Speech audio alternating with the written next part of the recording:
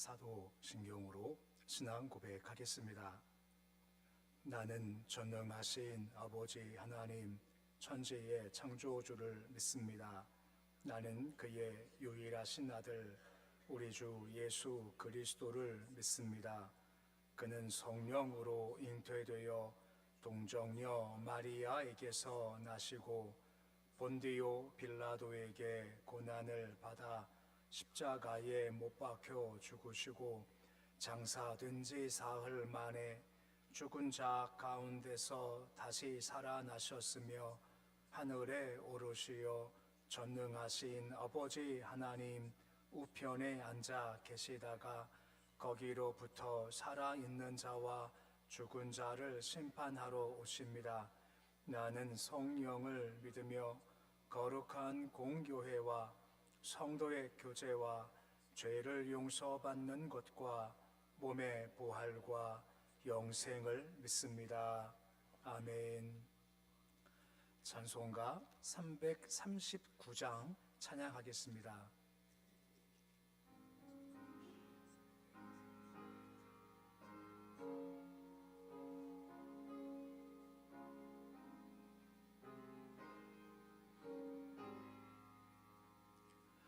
내 주님 지신 십자가 우리는 앉을까?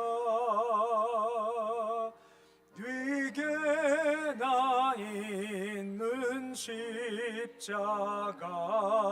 내게도 있도다. 내 몫에 태인 십자가 늘 지고 가리다. 금연류관을 쓰려고 저 천국 가겠네. 저수정 같은 길에서 멸류관 벗어서 주 예수 앞에 바치며 늘 찬송하겠네. 저 천사 소리 높여서 늘 찬송할 때에 그 좋은 노래 곡조가 참 아름답도다. 금연류관도 귀하고 부활도 귀하다.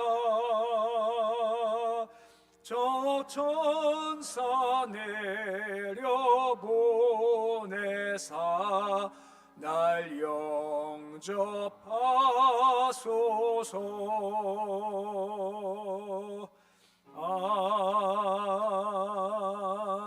아멘.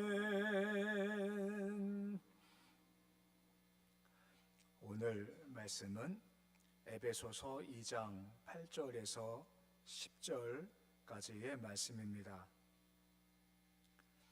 에베소서 2장 8절에서 10절까지의 말씀입니다.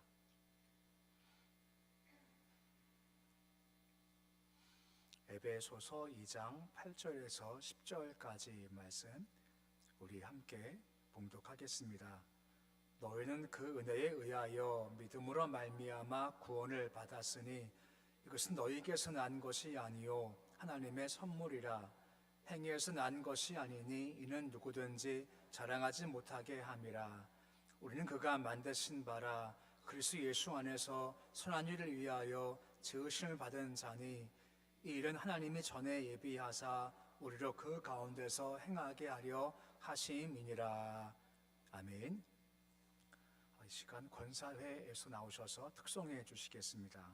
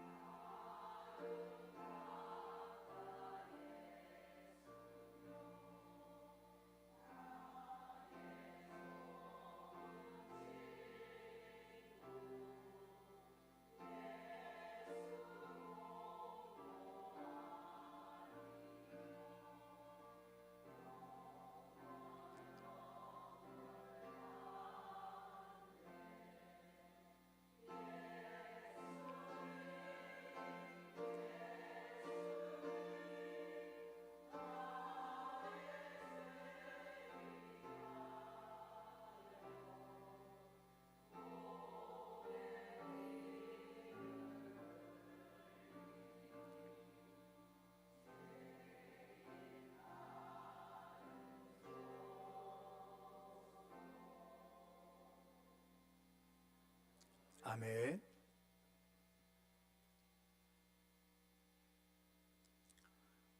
이번 고난 주간 가운데 성막을 통해서 우리를 찾아오시는 하나님의 마음이 무엇인지를 하나하나 지금 보고 있습니다. 어제 성막에 대한 그림을 보면서 말씀을 시작을 했죠. 어제 보여드린 성막 그림 전체를 보시면 그림 보면 나오지만 어제 우리가 본 것이 두 가지였습니다. 한 가지가 성막 사방에 있었던 성막들 울타리라고 해서 하나님의 공의를 상징한다라고 했습니다. 어떤 누구도 자기 행위 가지고 공의를 뛰어넘어갈 수가 없다라는 거였습니다. 넘어갈 수 없고 대신 그 기초가 놋이기 때문에 심판을 당할 수밖에 없다는 것이었습니다. 대신 우리가 한 가지 방법이 있는데 그것은 바로 문이라는 겁니다.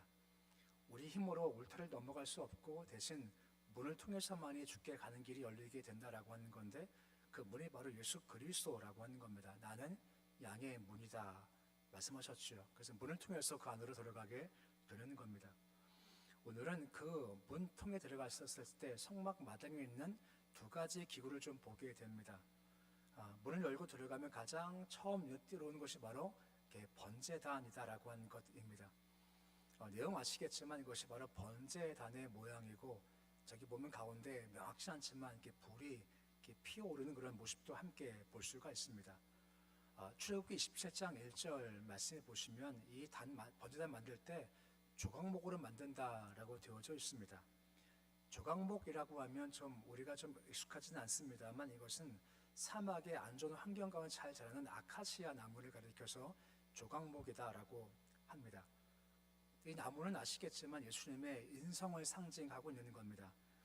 예수님의 인간적으로 보았었을 때 가장 안 좋은 환경 가운데 나셨고 사셨고 그리고 가장 처참한 십자가 죽음으로 인생을 마무리하셨지요. 그와 같이 참 힘겨운 환경 가운데 거한 아카시 나무와 같이 예수님 삶 자체도 참 힘겨웠다 하는 예수님의 인성을 보여주고 있는 겁니다.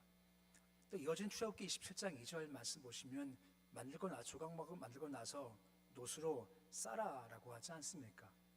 싸는 이유가 뭐냐 하면 아까 말씀 보았지만 번제단은 계속 불이 붙어 있습니다.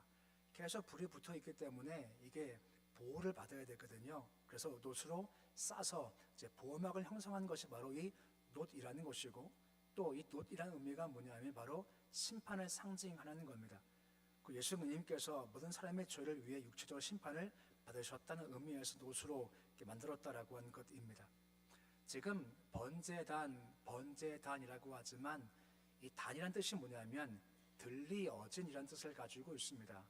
그 짐승을 잡아 죽이고 피 흘리지 않습니까? 그러면 이것을 들어 올려서 단위 놓고 이제 불살라서 심판을 당하는 거죠. 마찬가지로 예수님께서도 들리어 십자가에서 달려 돌아가신다라고 하는 거죠. 그 들리어진다는 뜻을 가지고 있어서 이곳에서 불태워진 심판을 통해서 우리 죄를 대속해 주셨다는 십자가를 상징하는 것이 바로 이 번제되는 모습이다라고 하는 것입니다. 만약 우리가 아까 그림 봐서 알겠지만 그 누군가가 이 단 통과장을 주께 가겠다라고 하면 갈 길이 없다라고 하는 거죠. 내가 주께 가겠다라고 하지만 이 단 통과하지 않으면 상만밖에 없을 수밖에 없다라고 하는 것이고 주께 갈 때 사망 당하자 간 길이 오직 예수 그리스도 이 단밖에 없다는 것을 우리가 말씀을 통해서 볼 수 있게 되는 겁니다. 근데 한 가지 나무로 만들어진 번제단을 바라볼 때 풀리지 않은 기적 중 한 가지가 뭔가 하면 계속 불이 붙거든요. 뜨거운 불이 계속 붙는데 뜨거운 열에도 이 단이 번영되거나 부서지지 않는다라고 하는 겁니다. 물론 놋을 쌌지만 놋도 약하기 때문에 결국은 오래되면 부서지거든요. 근데 이것이 부서지지 않습니다. 그 영적 의미가 무엇일까요? 이겁니다. 예수님이 인간이셨지 않습니까? 하지만 한 번도 죄에 의해서 정복당하신 적이 없으시다라고 하는 겁니다. 계속 죄를 접하시고 유혹 계속 당하시지만 한 번도 유혹에 넘어가시거나 죄를 지으신 적이 없으신 예수님의 순결함을 상징하는 것이 바로 이 번제단의 모습이다라고 할 수가 있는 겁니다. 그렇기 때문에 예수님께서 죄가 없으시기에 완전한 제물 되실 수가 있으셨다라고 하는 것입니다. 그리고 번제단 다시 보시면 출애굽기 27장 2절 말씀 보시면 번제단의 특징이 한 가지가 있습니다. 내 모퉁이에 무엇이 있다라고 되어져 있습니까? 뿔이 있다라고 되어져 있죠. 사진 보시면 나오지만 명확치 않습니다만 내 모퉁이에 뿔이 있습니다. 원래 뿔 용도가 무엇인가 하면요, 죽인 제물을 올려놓고 불을 태울 때 이게 미끄러지지 않게 하기 위해서 거기다가 끈을 묶어서 고정시키는 것이 바로 뿔의 의미였던 겁니다. 그 성경에서 근데 뿔은 능력을 상징하지 않습니까? 뿔은 번제단 위에 있었던 능력을 상징하는데 그 능력이 뭐냐? 바로 복음의 능력과 구원의 능력이라는 겁니다. 저 뿔 보시면 사방에 다 있지 않습니까? 동, 서, 남, 북 다 있죠.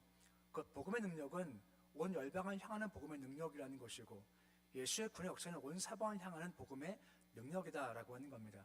그 누구든 막론하고 번제단 앞에 와서 제사를 드릴 때 그 번제의 불이 모든 죄를 다 태워버릴 수 있고 정결케 하신다라고 하는 겁니다. 어떤 죄도 상관이 없다라고 하는 거죠. 예수의 마지막 죽음 때 옆에 있었던 사람이 누구였습니까? 십자가 앞에 있었던 사람이 누구였습니까? 흉악한 주인이지 않습니까? 이게 상징적 의미라고 하는 거죠. 너무 흉악해서 십자가에서 죽을 수밖에 없는 그 주인도 예수와 함께 있었고, 결국은 그한테 주께서 뭐라 말씀하십니까? 오늘 나와 함께 낙원에 있을 거다라고 말씀해 주고 있지 않습니까? 이와 같이 복음은 그 능력을 가지고 있으시다라고 하는 겁니다. 어떤 주인도 왔었을 때 예수 믿으면 다 속함받고 다 씻음받게 된다라고 하는 겁니다. 이게 십자가의 능력을 상징한다라고 하는 것입니다. 그 다음 중요한 것이 한 가지가 있습니다. 바로 불입니다. 불이 있어야 짐승을 태우죠. 불이 있어야 죄를 태우죠. 그러면 그 불의 출처가 뭐냐라고 하는 겁니다. 그 불 출처가 뭐냐? 바로 하늘에서 직접 떨어진 불이 그 번제에 붙었고, 이 불을 절대 꺼뜨리지 마라라고 말씀해 주시는 겁니다.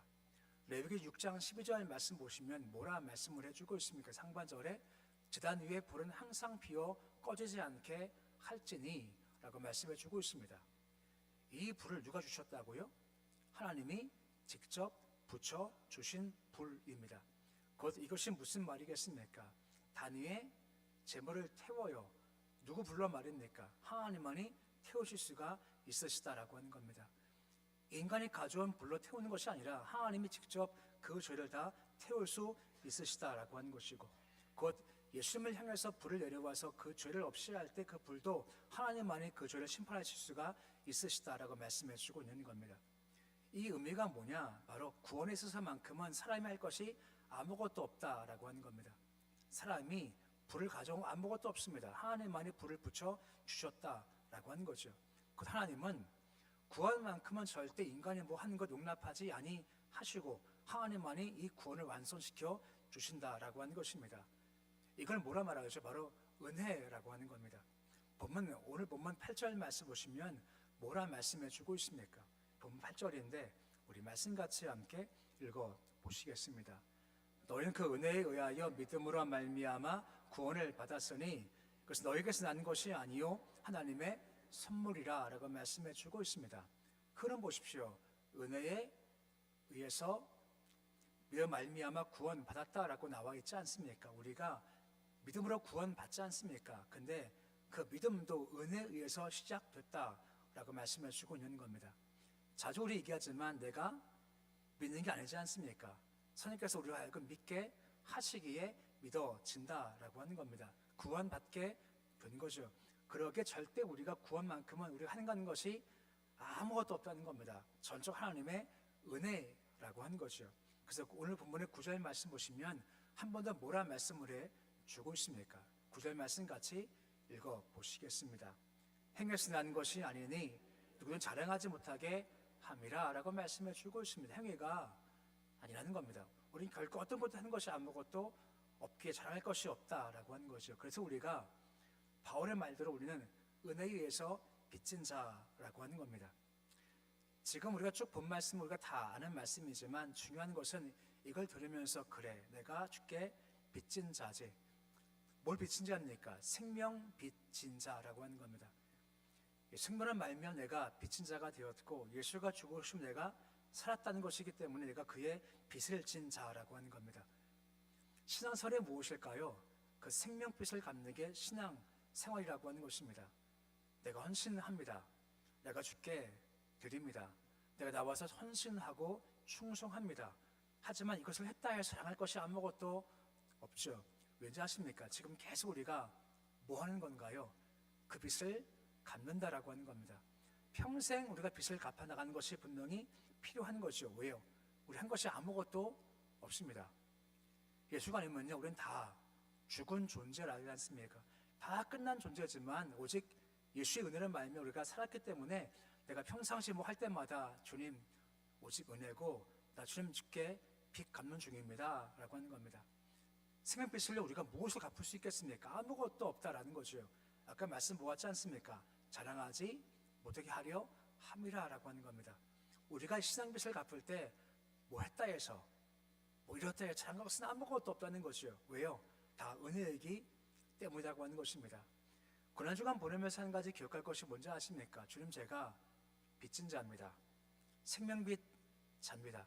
생명의 빚을 진 자기에 내 신앙생활은 그저 주께 빚을 갚는 겁니다. 난 아무것도 아닙니다 하는 의식이 분명히 필요한 겁니다. 또한 동시에 삶의 것이 아무것도 없기에 이것이 완전한 겁니다.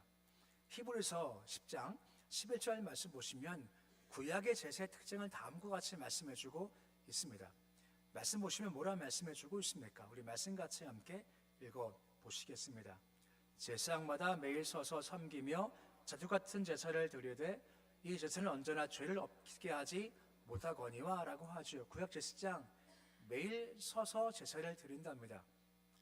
한계가 뭐죠? 죄를 없게 하지 못해요. 그러니까 매일 반복 제사를 드리죠. 왜요? 한계인 겁니다. 사람이 하니 한계라고 하는 거죠. 그러니까 계속해서 반복하지만 죄를 없이 하지는 못합니다. 히브리 10장 12절 말씀 보시면 예수의 제사는 좀 다르다라고 말씀해주고 있는 겁니다. 예수님 제사는 영원한 제사라고 하지 않습니까? 그리고 우편에 앉으셨다라고 되어져 있죠. 아까 11절 말씀은요, 매일 서 있습니다. 12절은요, 앉아 계십니다. 차이가 뭘까요? 11절 말씀은 서 있다는 것은 완성되지 않은 거고 12절에 앉으신 것은 완성이 되었다라고 하는 겁니다. 이것이 구약과 신약의 제사의 차이점이라고 할 수가 있는 거죠. 그래서 히브리 10장 17절 18절 말씀 보시면 다음과 같이 예수님 제사에 대한 의의를 다음처럼 설명을 해주고 있는 겁니다. 우리 히브리서 10장 17절 18절 말씀 같이 함께 읽어보시겠습니다.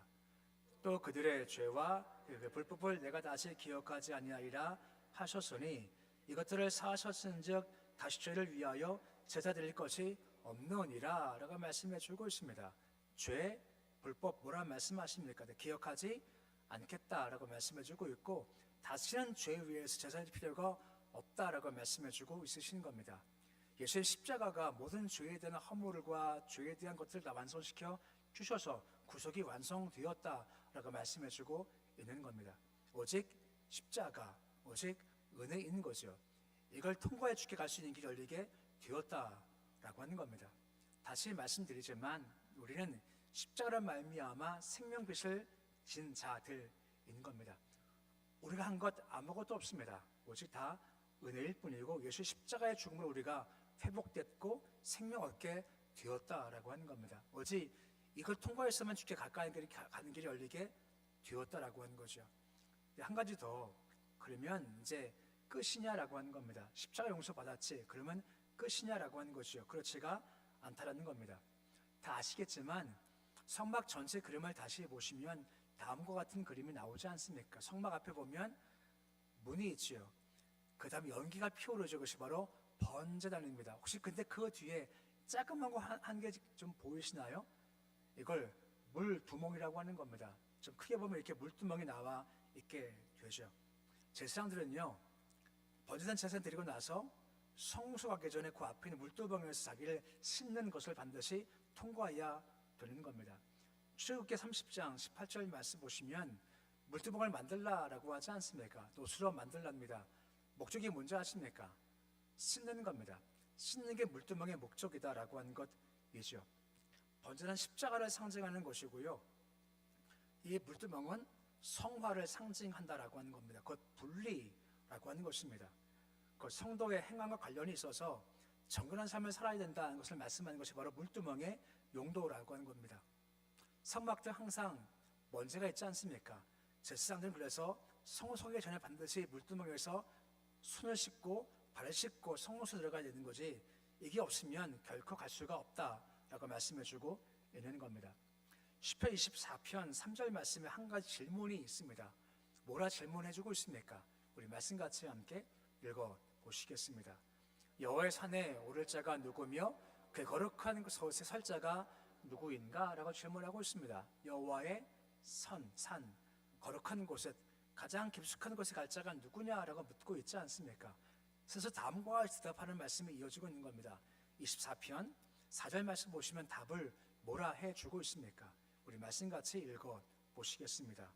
그 손이 깨끗하며 마음이 청결하며 허탄한 데 두지 아니하며 거짓 맹세하지 아니하는 자로다 라고 말씀해주고 있습니다. 손이 깨끗하다, 마음이 청결하다, 뜻이 허탄한 데 있지 않다, 거짓 맹세, 입술이 정직하다 한 사람들이라고 한 것입니다.